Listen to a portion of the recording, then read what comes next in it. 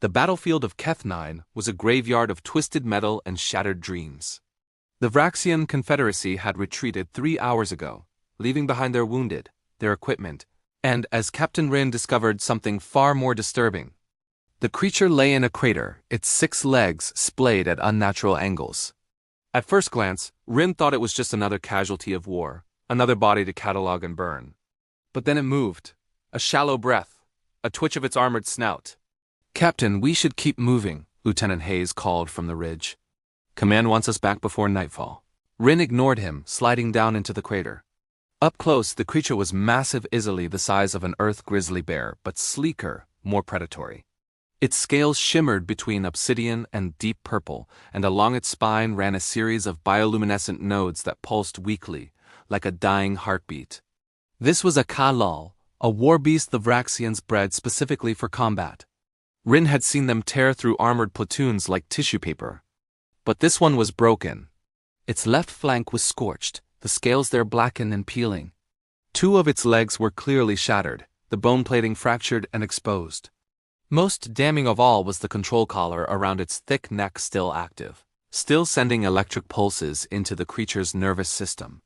Every few seconds the Kaol would convulse, a pitiful whine escaping its fanged maw.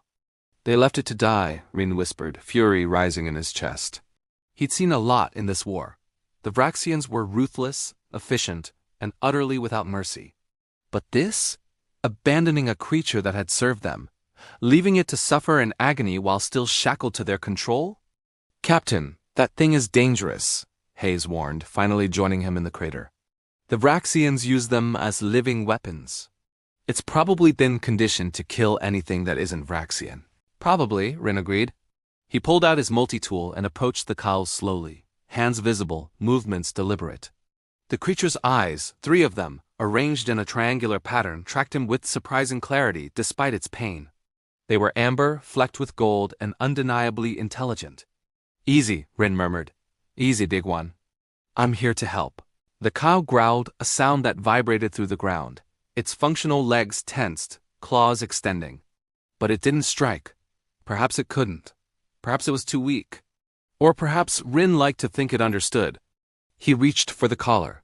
The moment his fingers touched the metal, the device shocked him, sending voltage racing up his arm. Rin gritted his teeth and held on, fingers finding the release mechanism. Vraxian tech was sophisticated, but humans had been reverse engineering it for 2 years now.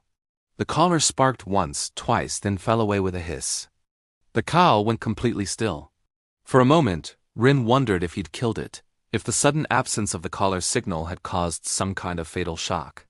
Then the creature's eyes focused on him with laser precision, and it made a sound, not a growl, but something softer, questioning.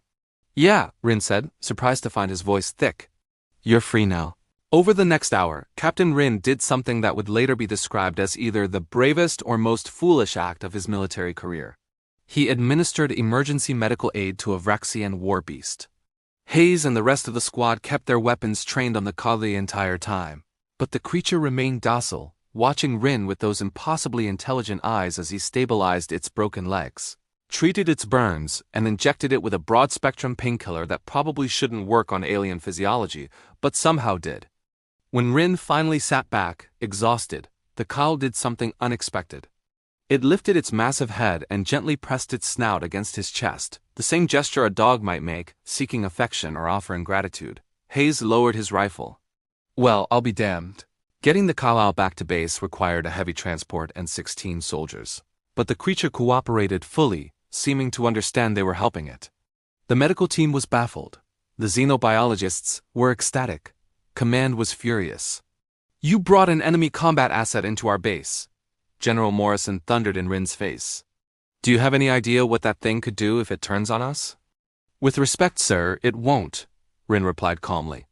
"The Vraxians abandoned it. We saved it. The Kyle understand loyalty, just not the kind the Vraxians forced on them through pain and control." "You're making assumptions." "Based on sentimentality, Captain." "No, sir, I'm making observations based on behavior. That creature has been free of Vraxian control for 6 hours. It could have attacked any of us. Instead, it's been nothing but cooperative." Morrison's jaw worked. Finally, he sighed. "Fine, but it's your responsibility. And if it so much as growls at someone the wrong way, understood, sir. They named it Kava, from the root of its species name. Over the following weeks, something remarkable happened. Kava bonded with Captain Rin and his unit, following them on patrols, sleeping near their barracks. The xenobiologists confirmed what Rin had suspected. The Kal were indeed highly intelligent pack-oriented beings. The Vraxians had simply beaten and shocked that nature out of them, turning social creatures into isolated weapons. But freed from that torture, given kindness instead of cruelty, Kava flourished. 3 months later, when a Vraxian strike team infiltrated the human base, it was Kava who detected them first. The war beast that the Confederacy had abandoned moved like thunder through the compound, but it didn't kill indiscriminately. It protected. It defended. It fought alongside the humans who had shown it mercy. When the smoke cleared and the Vraxians were either dead or captured, Kava returned to Rin, blood on its scales but gentleness in its eyes. It pressed its snout against his chest once more, and Rin wrapped his arms around the massive creature's neck. "Good boy," he whispered. "Good boy." In the war between humans and the Vraxian Confederacy, propaganda flew fast and fierce from both sides. But there was one image that spread across every human colony, every military installation, every civilian feed. Captain Rin standing beside Kava, a Vraxian war beast that had been left to die but instead found a new purpose. The Vraxians bred weapons. Humans made friends. And in that difference lay everything.